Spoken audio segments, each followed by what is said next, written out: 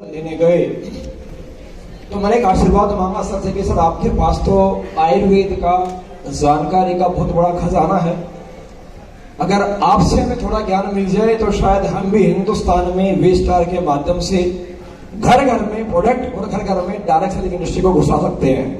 Am I right? कर सकते हैं काम। तो डॉक्टर साहब के माध्यम से बड़ा अच्छा आशीर्वाद मिला। सर ने बोला ठीक है मैं इतना कर सकता हूँ भाई कि आपका जो भी नेटवर्क क्रिएट होगा, जो आपकी टीम बनेगी, उस टीम को आगे भविष्य में ऑनलाइन जूम के माध्यम से और फिजिकली ग्राउंड पे आपके लीडर्स को मैं पर्सनली प्रोडक्ट की ट्रेनिंग देने के लिए समय दे सकता हूं, तो अपने वर्षों में ज्ञान का बढ़ा सकता हूं। ये हम सबके लिए बड़ा वरदान है। और अभी हम आज के बाद कल से मार्केट में काम करने उतर जाएंगे मार्केट में, और जब आज हम शुरुआत करने जा रहे हैं, शुभारंभ करने जा रहे हैं, तो मैं चाहूंगा और यही आप भी चाहते हैं कि दो शब्द अपने मुखवाणी से देशवाल साहब हमें बताएं और हम आशीर्वाद के रूप में कुछ ज्ञान का प्रकाश हमें डाल करके जाएं। सो जोरदार क्लैपिंग देशवाल जी के लिए, जोरदार। धन्वंतरी देवाय नमः। सर्वे भवन्तु सुखिना, सर्वे सन्तु निरामया, सर्वे भद्राणि पश्यन्तु मा कश्चित् दुःखात् भवेत्। सबसे पहले, और आप लोगों को मालूम है कि अभी दीपावली गई है, सबसे पहले धनतेरस आता है। आप में से कितने लोगों को मालूम है धनतेरस का अर्थ लोग केवल इतना लगाते हैं कि कुछ खरीदना है, कुछ धन खरीदना है। वास्तव में सबसे बड़ा धन क्या है आपको लोगों को मालूम नहीं होगा कि वास्तव में धनतेरस धन्वंतरी दिवस होता है। और सबसे बड़ा धन क्या है? आपका स्वस्थ शरीर। तो आप समझे कि जो 5 उत्सव 5 जो गए उनमें सर्वोपरि धनतेरस मतलब धन्वंतरी दिवस था, और धन्वंतरी जी ने ही सबसे पहले और इस संसार में ये मंत्र दिया कि यावत जीवेत सुखम जीवेत। यदि शरीर स्वस्थ है तभी आप सुख से रह सकते हो। आपने बहुत पैसे कमा लिए, बड़ी बड़ी गाड़ियां आपके पास आ गई, आपका शरीर स्वस्थ नहीं है, तो उस धन का, अर्थ का और उस सुंदरता का, आपका शरीर बहुत सुंदर है लेकिन वो स्वस्थ नहीं है तो उसका कोई लाभ नहीं है। तो सबसे पहले, और ये धन्वंतरी दिवस जो है, भगवान धन्वंतरी को नमस्कार करें कि वो सबको स्वस्थ रखें। दूसरा, हमारा अभी बहुत ज्यादा समय नहीं लूंगा, एक ही और उद्देश्य होना चाहिए कि प्रत्येक मनुष्य स्वस्थ रहे। वो स्वस्थ कैसे रह सकता है और किस चीज के उपयोग से वो स्वस्थ रह सकता है? तो घर घर हमें और आयुर्वेद ले जाना है। आयुर्वेद आप घर घर ले जाएंगे तो आपकी जो मनसा है, आपका जो उद्देश्य है, आपका जो एम है, पूरा हो जाता है। कैसे? धन के पीछे भागने की आवश्यकता नहीं है।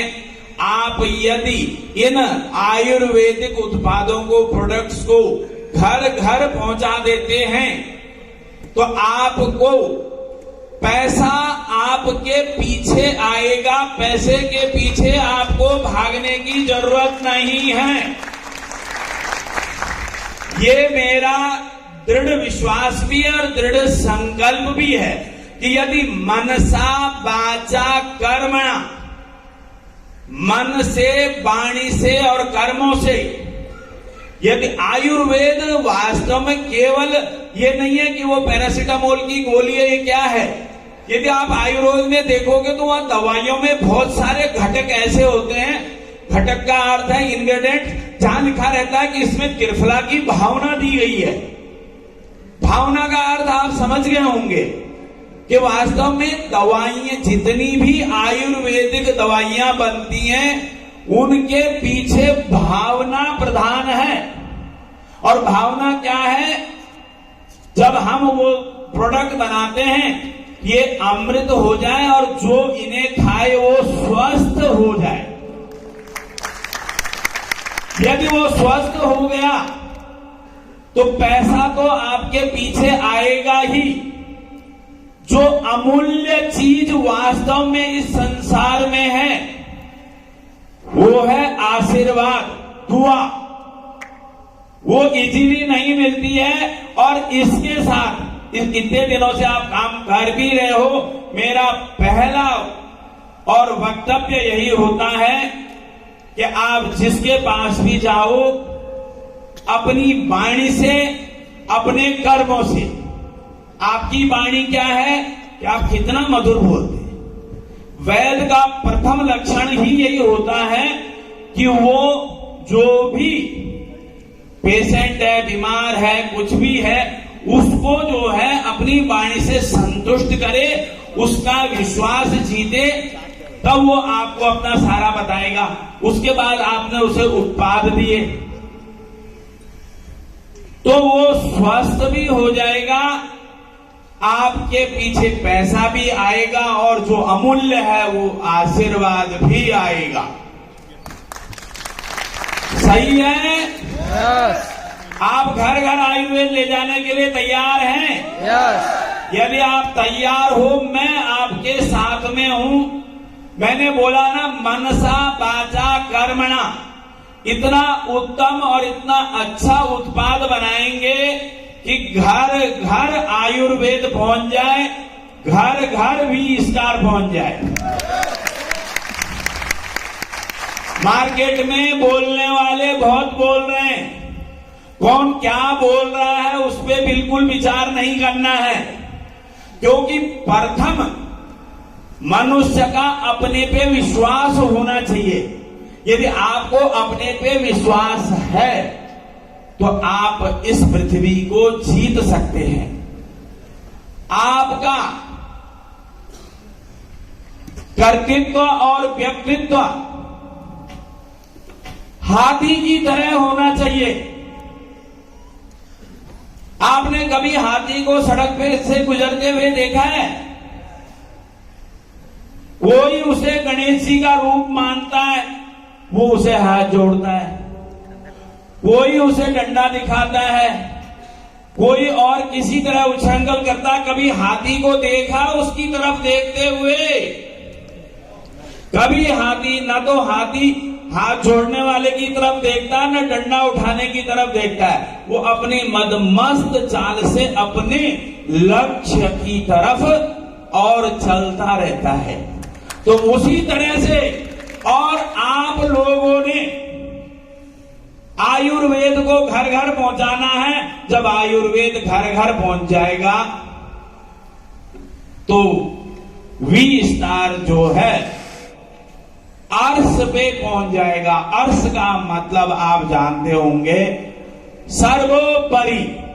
उसमें स्वार्थ नहीं, निस्वार्थ भाव से आयुर्वेद घर घर पहुंचेगा। उसके बाद आपको अपने बारे में सोचने की और जरूरत नहीं है। इन्हीं शब्दों के साथ और मैं ये कि आप लोगों से वचन लूंगा, पहला स्वयं का विश्वास कि हम जो बना रहे हैं आज की तारीख में आयुर्वेद में एक्सट्रैक्ट का और इस तरह का बहुत ज्यादा छलावा चल रहा है। यदि कोई आपसे ये पूछे कि इतने सब आयुर्वेद वाले हैं, इनमें हम अलग से क्या है जो अलग से हमारे पास है,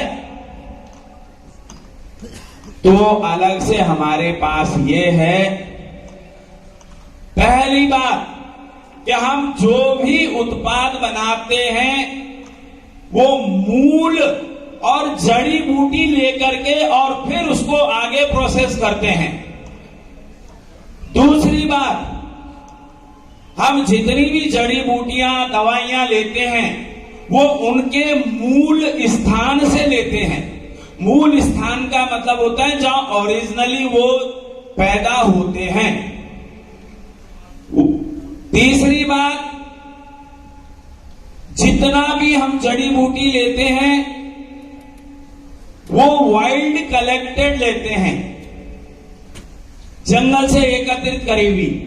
कोई भी जड़ी बूटी हम और कल्टीवेटेड या प्रोसेस करी हुई या जीएमओ का अर्थ होता है जेनेटिकली मॉडिफाइड, इस तरह की कोई भी वो चीज नहीं लेते हैं। तीसरी बात, आज की तारीख में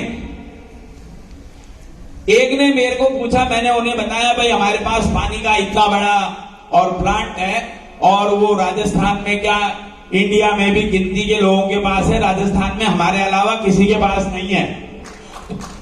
तो उन्होंने ये बोला कि भाई पहले तो इस तरह का कुछ नहीं होता था। तो फिर मैंने उन्हें बताया कि भाई पहले तो इस तरह का कुछ नहीं होता था, लेकिन जो अब यहां पर है वो भी पहले नहीं होता था। वो आप समझ गए होंगे, चाहे वायु प्रदूषण हो, जल प्रदूषण हो, ध्वनि प्रदूषण हो, और सबसे बड़ी बात यह है, आप लोग रोज सुनते हैं 50 कंपनियों के च्यवनप्राश आते हैं, कितने लोग और वास्तव में आयुर्वेद को और फॉलो कर रहे हैं। नहीं तो आयुर्वेद में कभी किसी प्रिजर्वेटिव की जरूरत नहीं है।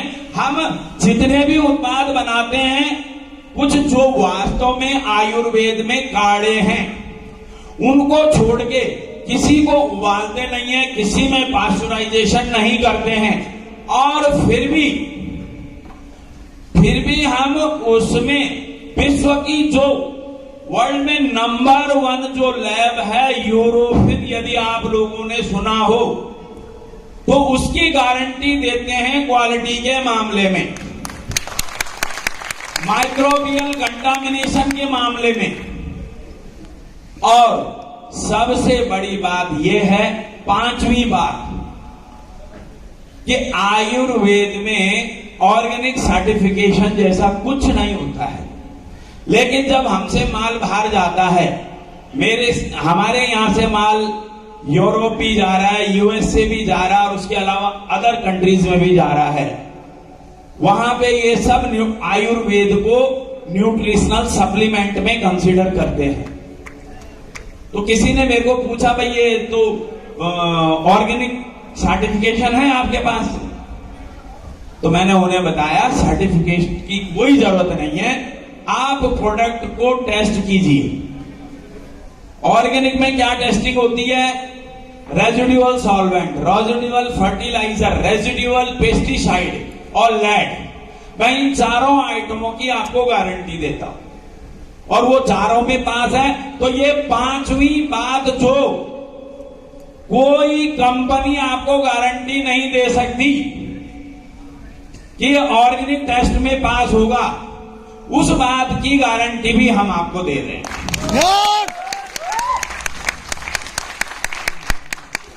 अब आप बताइए, और कुछ चाहिए आपको? सफिशिएंट है? यस। बाकी ऐसा है, कर्मण्ये बाधिका रस्ते मां फलेषु कदाचन। एक ने मेरे को पूछा कि भाई आप तो आयुर्वेद में भी हैं, और आयुर्वेद आपको मालूम है कि बिना ज्योतिष के आयुर्वेद नहीं चलता है, तो आप क्या भाग्य में विश्वास करते हैं? तो मैंने उनको बोला कि भाई जो चीज है उसमें आप विश्वास करो नहीं करो कोई फर्क नहीं पड़ता। तो बोले ये तो अंधविश्वास हो गया। मैंने कहा नहीं, गलत बात, अंधविश्वास नहीं होता, भाग्य है। कौन कहता भाग्य नहीं है? आप में से कई लोगों के पास बैंक के लॉकर हैं, किसी के पास? किसी के पास तो होगा। जब आप बैंक में लॉकर ऑपरेट करने जाते हो तो आप क्या करते हो? आपकी चाबी से खुल जाता है क्या? वो नहीं खुलता है। पहले बैंक मैनेजर अपनी चाबी लगाता है और फिर आपको चाबी लगाने के लिए बोलता है, फिर वो खोलता है, अपनी चाबी निकाल लेता है, आपको ऑपरेशन के लिए दे देता है। ये भाग्य हो गया जो आपने स्वयं निर्धारित किया। यहां पर एक भाग्य ऊपर वाले ने निर्धारित करा हुआ है, उसमें आपको डेली कर्म रूपी चाबी लगानी पड़ेगी। आप डेली कर्म रूपी चाबी लगाओ, मतलब रोज मेहनत करो, और जिस दिन वो उसकी चाबी भी लगी हुई मिल गई, उस दिन आपका भाग्य खुल गया। अब वो खुलेगा जो वो अनियमित खुलेगा। बैंक का लॉकर खुलेगा उतना ही मिलेगा जितना आपने रखा है, लेकिन वो कर्म करने से जो लॉकर खुलेगा उसकी कोई सीमा नहीं है। इन शब्दों के साथ मैं जो है विराम लेता हूं और आप सबको शुभकामनाएं दीपावली की। और आप समझो कि V में है, इसका अर्थ यह है कि आप अपने जीवन के सही लक्ष्य की तरफ चल दिए। जय